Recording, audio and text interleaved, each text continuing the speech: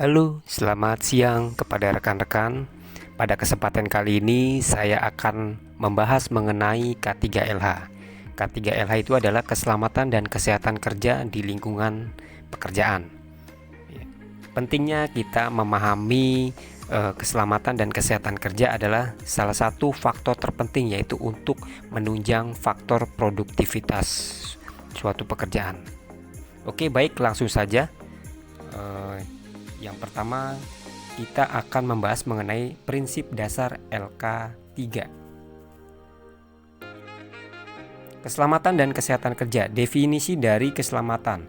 Keselamatan kerja adalah suatu usaha dalam melakukan pekerjaan tanpa terjadi kecelakaan dengan cara menciptakan suasana atau lingkungan kerja yang aman sehingga dicapai hasil yang menguntungkan dan bebas dari segala macam bahaya.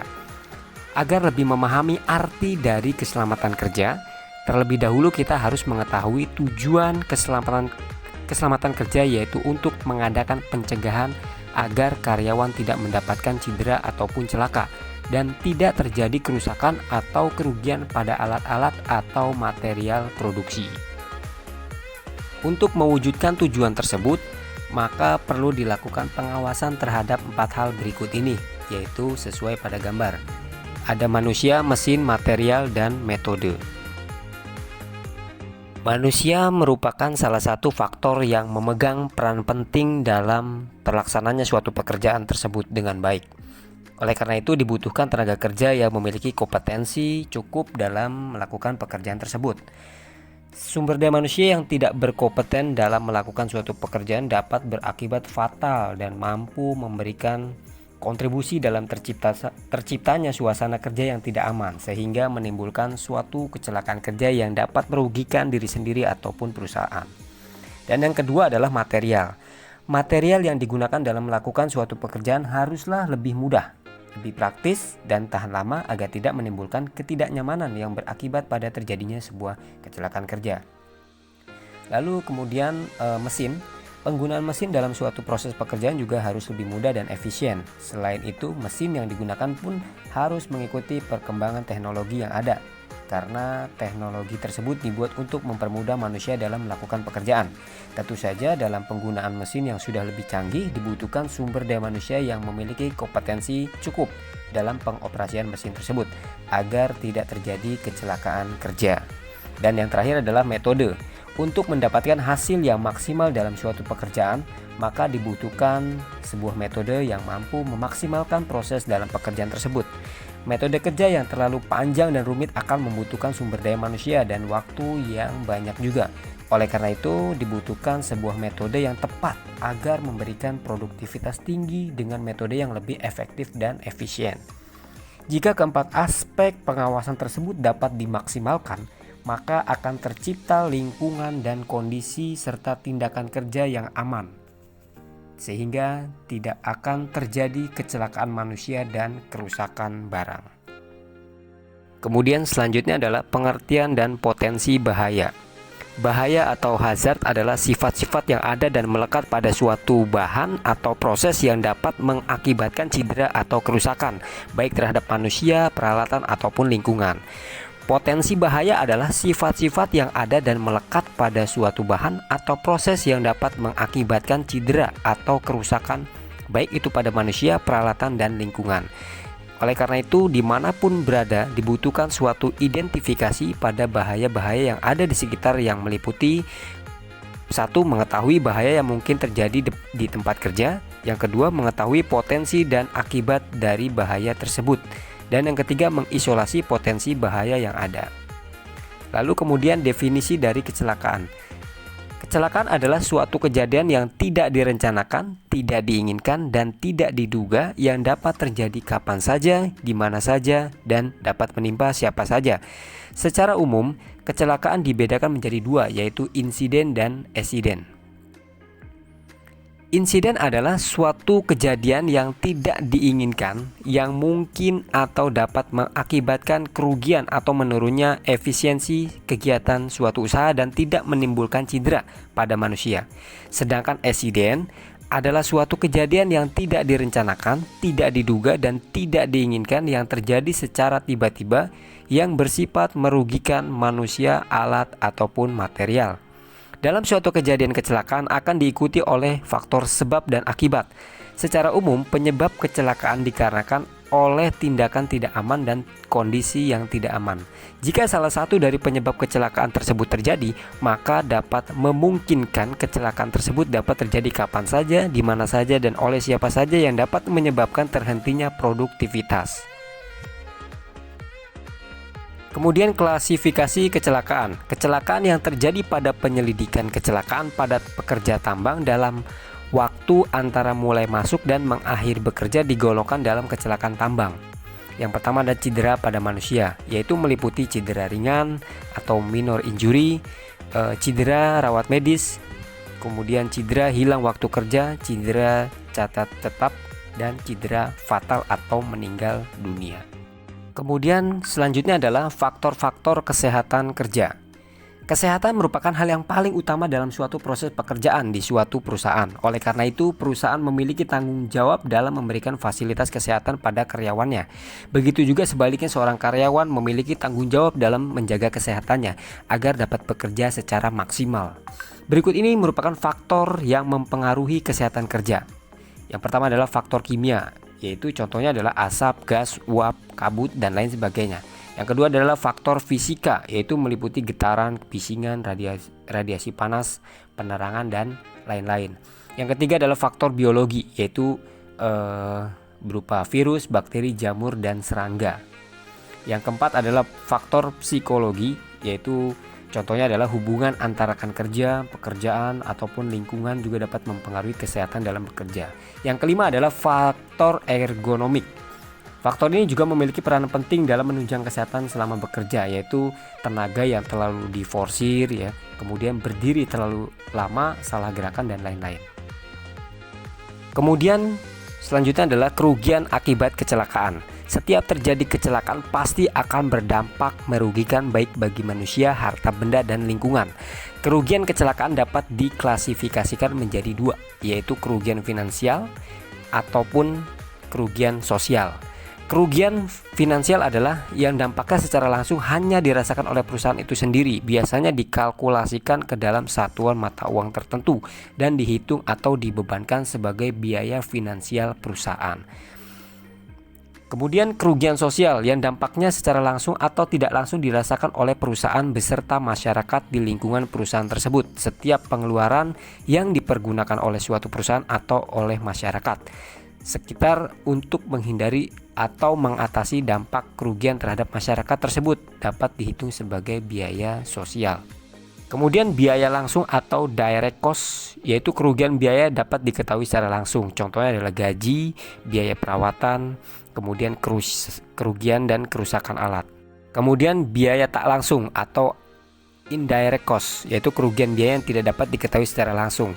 Contohnya adalah kehilangan waktu karena pekerjaan terhenti, kemudian menolong karyawan yang mendapatkan kecelakaan, kemudian mempersoalkan apa yang baru saja terjadi.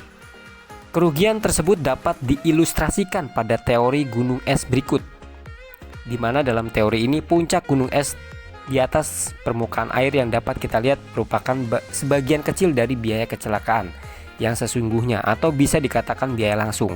Padahal di bawah permukaan air jauh lebih besar daripada yang dapat dilihat sebagai sebagian gambar biaya tidak langsung. Selanjutnya adalah definisi resiko. Resiko adalah kemungkinan cedera atau kerusakan yang dapat terjadi dari suatu bahaya. Sebagai contoh, apabila ada sebuah area slag dam pengolahan nikel, apabila tidak diberikan area isolasi maka akan menjadi sebuah resiko. Sehingga resiko bukan terletak pada olahan nikel panas tersebut, melainkan pada pemaparan terhadap olahan nikel tersebut. Oleh karena itu, resiko bukanlah mengenai apa yang akan terjadi, tetapi pada apa yang mungkin terjadi karena selalu ada faktor ketidakpastian dalam resiko. Adalah hierarki kontrol bahaya. Bahaya merupakan sifat yang selalu melekat pada setiap benda, sikap, atau sifat. Oleh karena itu, dalam penanganannya dibutuhkan hierarki yang tepat agar bahaya tersebut dapat dikendalikan secara maksimal. Berikut ini adalah hierarki dari kontrol bahaya yang telah ada. Yang pertama adalah primary control method, yang kedua secondary control methods, dan yang ketiga tertiary control methods, yang keempat personal protective equipment atau APD. Berikut ini adalah contoh dari primary control method, yaitu dengan cara mensubstitusi dengan proses yang memiliki potensi bahaya yang lebih kecil, atau bisa dengan menutupi atau melindungi proses sehingga efek bahaya tidak berpindah ke pekerja. Kemudian secondary control method, contohnya adalah mengendalikan jalan masuk dari peninjau atau pengamat dan orang lainnya ke area kerja. Yang kedua adalah mendaftar ulang pelepasan bahaya ke suatu waktu atau masa ketika lebih sedikit pekerjaan di lapangan. Dengan demikian dapat mengurangi potensi untuk pekerja yang terpapar. Selanjutnya adalah tertiary control method. Contoh dari kontrol bahaya ini adalah antara lain merevisi langkah-langkah kerja pada prosedur kerja. Yang kedua adalah mengurangi penggunaan tenaga fisik dalam setiap langkah kerja. Yang ketiga adalah mengubah syarat-syarat kepegawaian atau ketenaga kerjaan. Yang terakhir adalah personal protective equipment atau penggunaan APD. Personal protective equipment bukanlah sebuah kebijakan yang pertama dalam kontrol bahaya di tempat kerja, melainkan sebagai pertahanan diri terakhir, sebagai langkah pengendalian potensi bahaya yang terkandung dalam suatu benda, sifat, atau sikap. Sebagai contoh, penggunaan helm atau safety glass atau kacamata yang selalu melekat pada setiap pekerja di area kerja yang mengharuskan menggunakan APD tersebut sebagai usaha perlindungan terakhir dalam pengendalian potensi bahaya dari benda kerja yang ada di area kerja. Selanjutnya adalah pengendalian resiko. Selain faktor manusia, faktor peralatan juga cukup besar kontribusinya dalam penyebab terjadinya kecelakaan.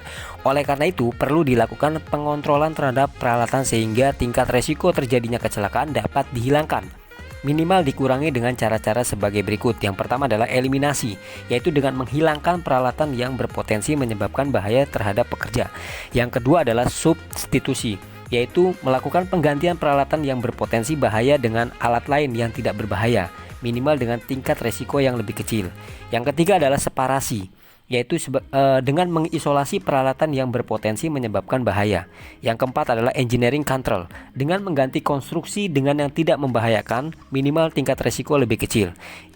Yang kelima adalah adoption of safe practice, yaitu mengadopsi cara lain yang aman. Yang terakhir adalah personal protective equipment, dengan menggunakan APD sebagai langkah terakhir dalam penanganan tingkat resiko dari sebuah alat produksi. Kemudian selanjutnya adalah standar rambu, simbol, dan permit. Pengertian rambu-rambu keselamatan.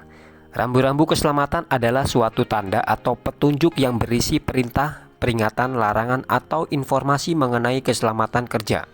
Penyampaian rambu-rambu keselamatan kerja dapat berupa audio, video, dan visual. Namun secara umum, rambu-rambu keselamatan yang paling sering dijumpai berbentuk visual, karena penyampaian pesan keselamatan ini sangat mudah dan membutuhkan usaha yang lebih sedikit dalam penyampaiannya. Rambu keselamatan berfungsi sebagai penunjuk arah, pemberi perintah, baik kewajiban ataupun larangan yang harus dipatuhi dalam suatu lokasi kerja, peringatan akan daerah atau benda yang berbahaya, anjuran penggunaan alat pelindung diri dalam area atau kondisi tertentu, dan sebagai instruksi manual dalam mengoperasikan suatu peralatan. Rambu-rambu keselamatan secara umum dibagi menjadi 3 kategori, yaitu 1. Perintah, yaitu berisi suatu kewajiban atau larangan yang harus dilakukan atau dihindari. Yang kedua, waspada, yaitu suatu peringatan akan suatu bahaya atau hal-hal yang harus diperhatikan. Dan yang ketiga adalah informasi, berupa petunjuk atau pemberitahuan mengenai keselamatan dan kesehatan kerja. Pedoman umum rambu-rambu keselamatan. Agar pesan yang disampaikan oleh rambu-rambu keselamatan mudah untuk diterima oleh semua orang, maka ditetapkan standarisasi yang menjadi pedoman umum sebuah rambu keselamatan, baik berupa warna, simbol, ataupun tulisan. Berikut ini adalah ketentuan pedoman umum rambu-rambu keselamatan. 1 adalah warna. Dalam sebuah rambu keselamatan, warna ditetapkan sebagai pedoman untuk pesan yang akan disampaikan oleh rambu-rambu keselamatan tersebut. Ada warna yang menjadi latar belakang dan ada juga warna tulisan yang tertera di atasnya. Kombinasi warna yang kontras dimaksudkan agar tulisan mudah terlihat dan terbaca. Berikut ini adalah arti dari warna yang tertera pada rambu-rambu keselamatan. Yang pertama adalah merah. Dipasangkan dengan warna tulisan yang terang dan kontras terhadap warna tersebut, yaitu warna putih. Warna merah berarti suatu larangan. Warna merah juga dipakai sebagai tanda pemadam api.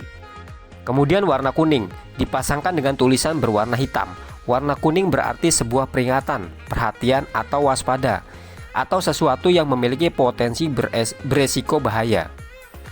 Kemudian hijau dikombinasikan dengan tulisan berwarna putih. Warna hijau berarti zona aman atau bermakna juga pertolongan pertama. Kemudian warna biru dikombinasikan dengan tulisan berwarna putih. Warna biru berarti sesuatu hal yang wajib ditaati.